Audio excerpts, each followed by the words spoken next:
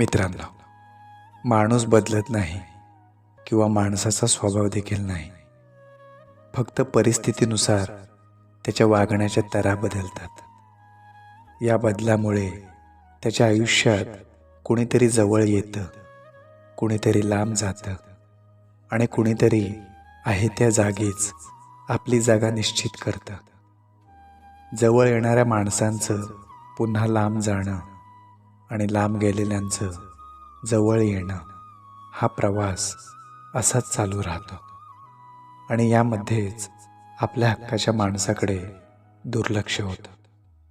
पण लक्षात ठेवा, ते तरीही त्यांची जागा सोडत नाहीत.